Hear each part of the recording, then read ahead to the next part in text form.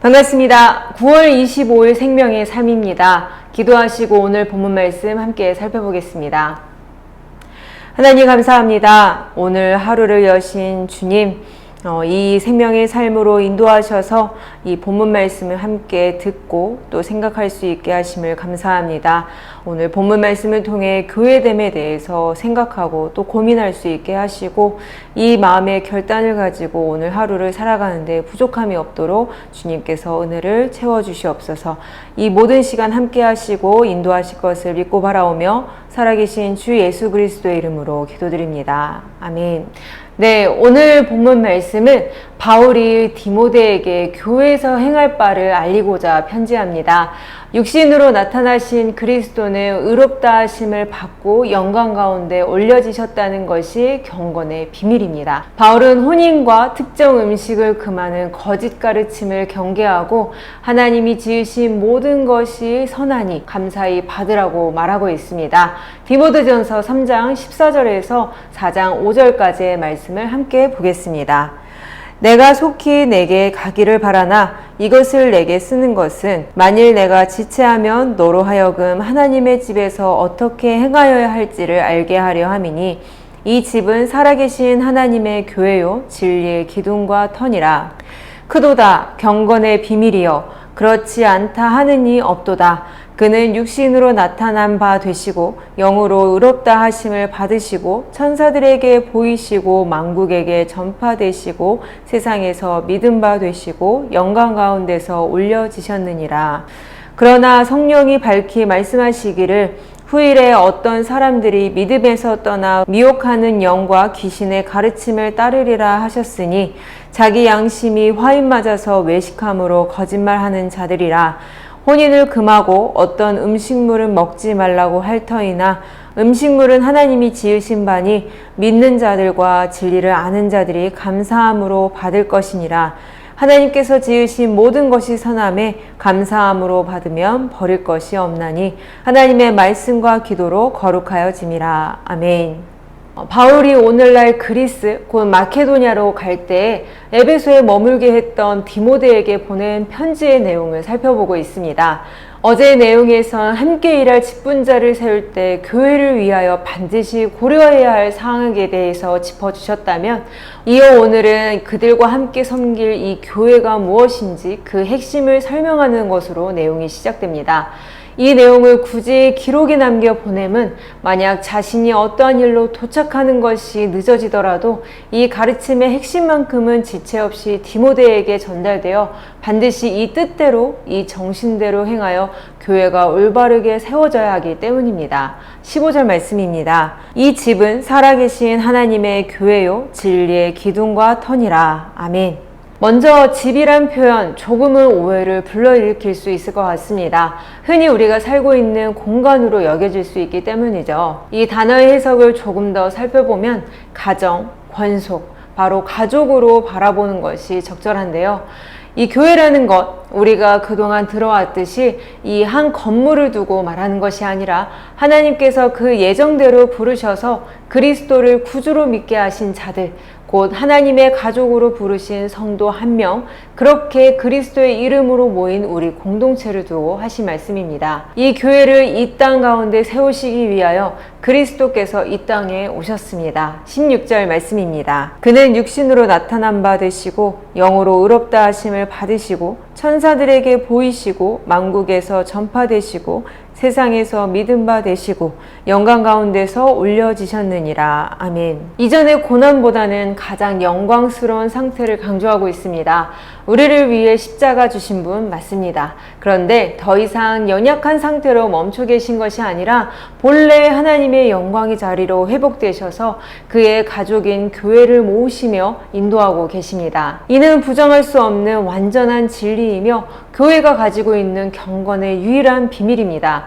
그런 교회는 디모데의 것도 아니고 바울의 것도 아닌 살아계신 하나님의 것임을 분명히 하고 있으며 또한 교회를 진리의 기둥과 터로 비유하고 있죠. 그 존재의 목적 자체가 하나님의 진리, 그 경건의 비밀을 드러내는 것에 있다는 점을 분명히 하고 있습니다. 이미 구원받은 나를 교회라고 말하고 있는데 요즘 나는 하나님께서 거하시는 성전으로서 무엇을 위해 또 어떻게 살아가고 있나요?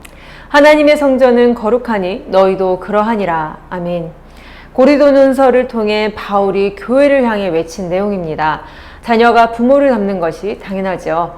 하지만 하나님과 전혀 상관없던 자가 입양되어 자녀가 되었기 때문에 당장 닮은 부분을 찾기는 어렵겠지만 함께하는 시간들을 통해 마음이 하나가 되어가고 그분을 향한 마음이 더욱 깊어져 자연스럽게 그와 닮아지는 부분들이 덜어 생기기 마련입니다. 계속된 실패가 있더라도 바울은 반드시 거룩해야 한다고 말합니다. 자녀로서 권리이자 의무입니다. 문제는 하나님을 향해 거룩해지고자 하는 이 경건의 마음을 이용하여 다른 방향으로 이끄는 미혹의 일이 있다는 겁니다. 본문에서 두 가지 예를 설명하고 있습니다. 혼인을 금지하는 것과 음식을 절제하게 하는 것. 둘 다 육신의 욕망을 억제함으로 스스로 거룩해지게 하려는 거짓된 신앙입니다. 이는 당시 사회를 장악했던 헬라 철학 그 사상에 뿌리를 두고 있습니다. 육체와 영혼은 서로 대립하고 있기 때문에 육체를 억압한다면 영혼이 거룩해질 수 있다는 생각입니다. 육체의 필요를 악으로 여겨 혐오하도록 가르치는 일이 심지어 교회에서도 벌어질 것을 걱정하여 이를 경계하도록 했습니다. 이에 대하여 바울은 이렇게 가르칩니다.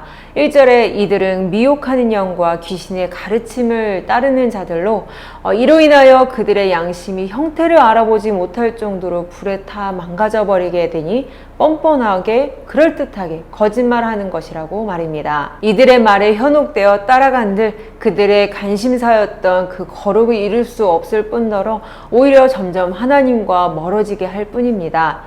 선에 대하여 완전히 무지하고 또 선을 이룰 수 있는 능력 또한 없던 우리였습니다.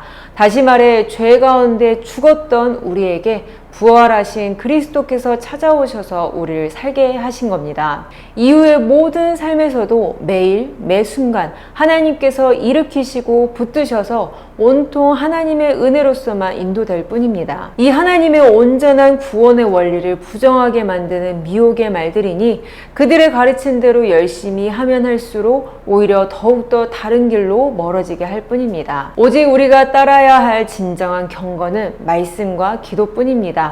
4장 5절 말씀입니다. 하나님의 말씀과 기도로 거룩하여짐이라. 아멘. 눈에 보이는 일들에 집중하여 현상에 따라 휘둘리기보단 눈에 잘 보이진 않지만 분명히 함께 하신 하나님께서 친히 주신 이 성경 말씀을 마음의 중심에 두고 매 순간 하나님과의 교제의 끈을 놓지 않으며 그 뜻을 향해 조용히 따르는 것입니다. 이 말씀이 나의 마음을 돌이키고 기도의 도구로 회개하며 새로운 삶을 구하게 합니다. 이렇게 하나님의 인도로 우리가 생각할 수도 없고 해낼 수도 없는 선한 열매를 얻게 인도하십니다. 이러한 하나님과의 동행이 세상과 구별된 거룩하고도 빛나는 아름다운 삶이며 이를 통해 삼일체 하나님께서 하신 모든 구원 사역이 드러나 모든 피조물로 하여금 영광을 받게 되시는 겁니다. 아주 중요한 요소이지만 너무 가까이 와 있기에 별스럽지 않게 여겨지게 되죠. 이따금 특별한 것을 찾게 되는 우리인데 성경은 분명히 경고하고 있습니다. 근데 기억할 것은 우리에게 허락하신 말씀과 기도라는 이 방법은 너무나도 비상하고도 특별한 하나님의 은혜라는 것을 우리가 기억해야겠습니다. 말씀과 기도에 멀어져 있는 우리인가요? 우리 다시 기본으로 돌아가 오늘부터 가장 기초가 되는 말씀 보는 일과 잠깐이지만 하나님과의 교제에 시간을 정해두고 기도하는 일, 이 모든 것들을 실천해 보면 어떨까요? 이 일들 가운데 하나님께서 크고 작은 은혜를 부어주시리라 믿습니다. 이에 대하여 사단의 많은 방해 또한 예상할 수 있지만 무엇보다 하나님께만 의지하여 결국 승리하시고 이전보다 더 하나님과 가까워지시며 함께 아름답고 성숙하게 자라가는 모든 더한 사랑의 교회 성도님들 되시길 주님의 이름으로 축복합니다. 기도하겠습니다.